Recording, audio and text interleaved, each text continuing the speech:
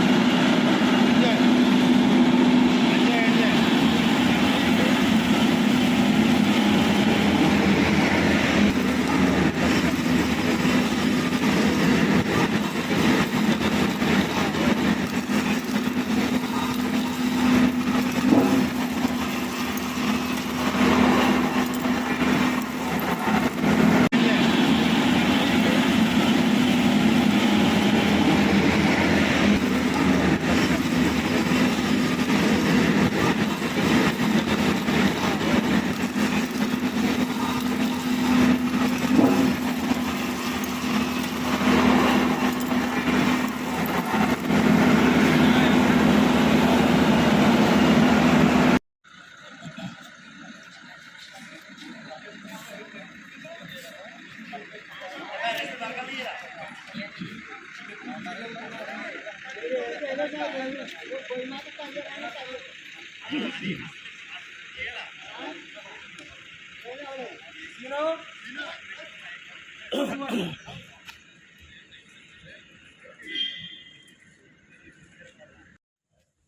నమస్కారం అండి. ఆల్రెడీ ఇప్పుడు మీరంతా కూడా చూశారు. ఇప్పుడు ఏదైతే మన రాజోల్ సర్కిల్, పీగన్నవరం సర్కిల్లో ఉన్నటువంటి 7 పోలీస్ స్టేషన్లలో సకినేటిపల్లి, రాజోలు, మలికిపురం, అలాగే నగరం, పీగన్నవరం, అంబాజీపేట, వెళ్ళి ఈ పోలీస్ స్టేషన్లో మనము గత కొంతకాలంగా ఏదైతే అక్రమ మద్యం స్వాధీనం చేసుకోవడం జరిగిందో ఆ మద్యాన్ని, అది సారాయి అయితే కానివ్వండి, బీరు, విస్కీ బాటిల్స్ అయితే కానివ్వండి, మొత్తం టోటల్ యారకు వచ్చేటప్పటికి 300 లీటర్లు స్వాధీనం చేసుకున్నాం మనం గతంలో. అలాగే విస్కీ, బీర్ బాటిల్స్ వచ్చేటప్పటికి 9,124, 7 పోలీస్ స్టేషన్కి సంబంధించి 9,124 బాటిల్స్ సీజ్ చేయడం జరిగింది. ఈ మొత్తం క్వాంటిటీ వచ్చేటప్పటికి 2,700 లీటర్స్ అండి. మొత్తం లీటర్స్లో మనం కన్వర్ట్ చేసుకుంటే 2,700 లీటర్స్.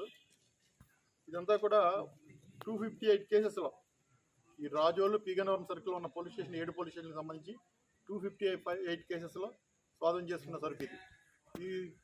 ఈ మధ్య అక్రమ మద్యాన్ని అంతా కూడా మనం ఆల్రెడీ